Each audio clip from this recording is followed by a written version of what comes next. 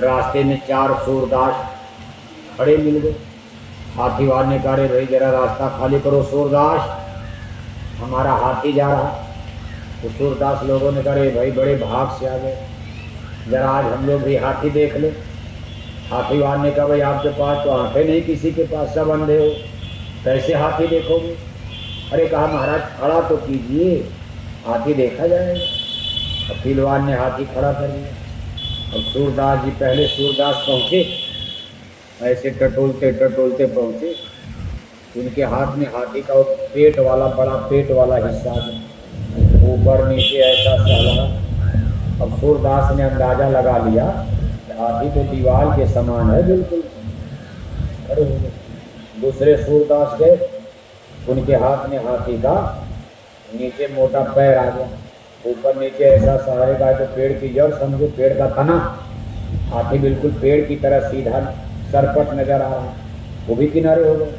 तीसरे गए, उनके हाथ में हाथी का कान वाला हिस्सा आ गया। अरे गाय तो जैसे सूप होता है, ये उसी तरह के हाथी नजर आ रहा है। चौथे गए तो पूंछ मिल गई। अरे गाय, हाथी तो बिल्कुल सर्प की रस्सी की तरह है।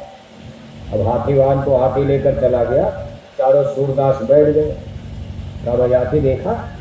कहा, हमने हाथी देखा, हाथी दीवार के समान। दूसरे ने कहा, तुम बेवकूफ आदमी, तुम क्या देखे, तब तुम गलत हो।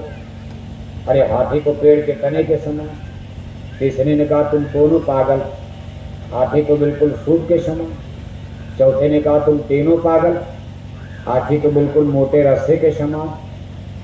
अब ये करते करते चारों में झगड़ा हो गया, मेरा सही, तेरा गलत है, मेरा सही है। अब गलत तो चारों का है, लेकिन अब झगड़ा हो गया।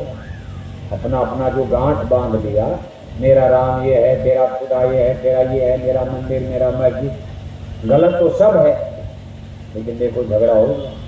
उसने कहा, मेरा सही, तेरा गलत, मेरा सही। और बाद में उनमें झगड़ा हो गया। झगड़े में जान तो मुक्का मुक्की शुरू हो गई। अब सूरदास लोगों की मार आप जानू हुआ, बता कहाँ नाक है, कहाँ आँख है। जब मारना शुरू किया, किसी की नाक टूटी, किसी की आँख टूटी, चारों लहूलुहान हो गए। उधर थोड़ी देर के बाद जब हाथीवान लौटा तो देखा चारों सूरदास घायल पड़े हैं। अरे कहा, सूरदास अभी तो हाथी देख रहे थे, किसने घायल कर दिया? अरे कहा, भाई झगड़ा तो आप ही ने लगा दिया। कहा, हमने क्या झगड़ा लगाया? अरे कहा, आपके हाथी के चक्कर में झगड़ा हम लोगों में हो गया। कहा, कैसे हो गया? अरे कहा, हमने ये कहा, हमने ये कहा। आप वही बताओ हाथीवान, हाथी कैसा है, फैसला आप करो, किसका सही? तो पहलवान ने कहा, भाई सबका गलत है, इसमें हाथी का कोई रूप सही नहीं है, चारों लोग गलत हो। चलो हमारे पास चलो, हमारे साथ चलो। और ले गया डॉक्टर के पास, हकीम के पास। एक अंजन जड़ी सुरमा ऐसे आंखों में लगा दिया, उनकी आंखों में रोशनी आ गई। जब जड़ी लगाया, सुरमा अंजन लगाया, जब आंखें उनकी रोशनी आ गई, आंखें देखने लगी, तो चारों सूरदास पश्चाताप करने लगे। अरे भाई, हम तो देख हाथी कुछ और बिना आँख के हम कुछ अंदाजा लगाए, और देखो हम सब लोग आपस में झूठे झगड़ा करके अपना नुकसान कर लिए। हाथी न पेड़ है, न हाथी दीवाल है, न हाथी सूप है, न हाथी रस्सा है। हाथी तो सब मिलाकर कुछ और है, इसका रूप रंग अलग है।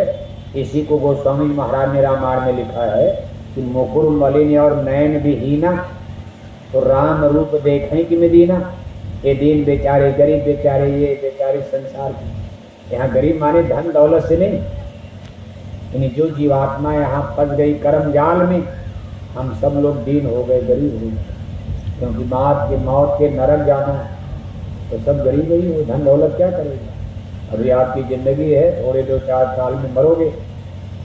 पशु पक्षी मुर्दा मारकर खा रहे हो, सीधे नरक जाओगे। कितने गरीब आप हो जाओगे, नरक में डाल देंगे।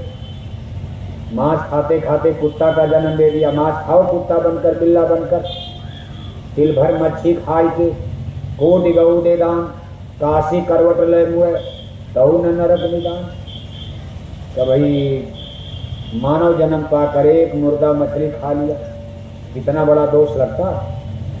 मानव जन्म पाकर कोई भी हिंदू मुसलमान औरत मर्द बच्चे बच्चियां एक मुर्दा मछली का टुकड़ा खाए, कितनों गाय का दान पुण्य करो, रोज गंगा जमुना में नहाते नहाते डूब के मर जाओ, तब न नरक निदान।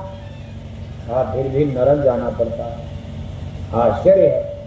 अब आप सोचिए, अगर इस तरह से अंदाजा लगाओ, अगर नरक जाने के लिए इतनी ही सजा, इतना आसानी से आदमी नरक चला जाए। आज आपकी कुशीनगर में नरक जाने वाले ज्यादा होंगे कि स्वर्ग जाने वाले? बोलो आप। नरक जाने। 2 कुंतल मछली खा गए, अभी 10 साल जिंदा रहोगे, 2-4 कुंतल और खाओगे। हम लोग